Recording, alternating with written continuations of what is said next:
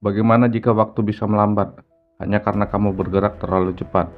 Pertanyaan gila ini pernah muncul di kepala seorang remaja dan akhirnya mengubah cara dunia memahami waktu selamanya. Imajinasi remaja yang menguncang dunia. Pernahkah kamu terpukau melihat aksi The Flash atau Quicksilver? Saat mereka berlari, dunia seolah membeku. Tetesan air menggantung di udara dan peluru bergerak selama siput. Meskipun itu fiksi, adegan tersebut sebenarnya adalah perwujudan dari rasa penasaran yang menghantui Albert Einstein sejak usia 16 tahun. Einstein muda sering melamun, apa yang terjadi jika aku mengejar cahaya dengan kecepatan yang sama? Pertanyaan sederhana ini 10 tahun kemudian melahirkan teori relativitas khusus yang meruntuhkan keyakinan lama bahwa waktu bersifat mutlak. Einstein membuktikan bahwa waktu bisa melar, menyusut, bahkan berhenti total.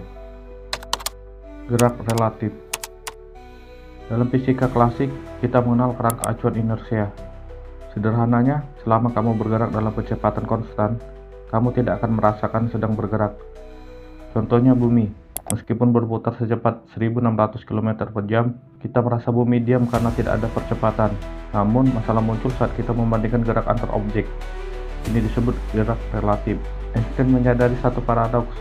Jika semua kecepatan di alam semesta ini relatif terhadap titik acuannya masing-masing, maka tidak ada satupun benda di alam semesta yang benar-benar diam.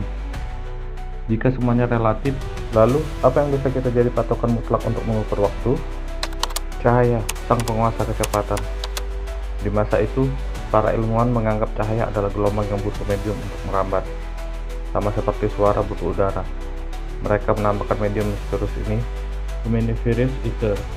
Namun, eksperimen Michelson Morley yang menggunakan alat bernama interferometer justru gagal total menemukan keberadaan ether. Ternyata, cahaya tidak butuh tumpakan apapun. Ia bisa menembus ruang hampa.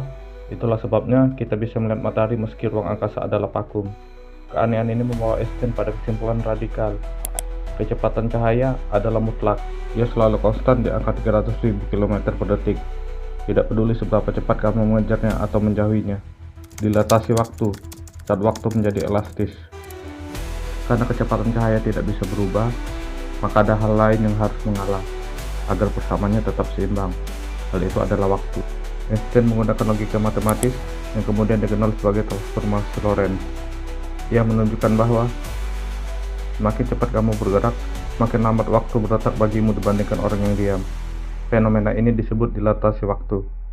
Kita tidak merasakan sehari-hari karena kecepatan manusia, mobil, pesawat sangat kecil dibandingkan cahaya. Jika kamu berhasil mencapai 100% kecepatan cahaya, maka secara matematis waktu akan berhenti. Dunia yang kita lihat sekarang adalah hasil dari cahaya yang menghubungkan ruang dan waktu. Einstein mengajarkan kita bahwa waktu bukanlah letak jam di dinding, melainkan dimensi yang fleksibel dan terikat erat dengan seberapa cepat kita menjelajahi alam semesta. Jika waktu bisa melambat, menyusut, bahkan berhenti, pertanyaannya sekarang, seberapa cepat kamu berani melaju untuk melihat batas realitas itu sendiri?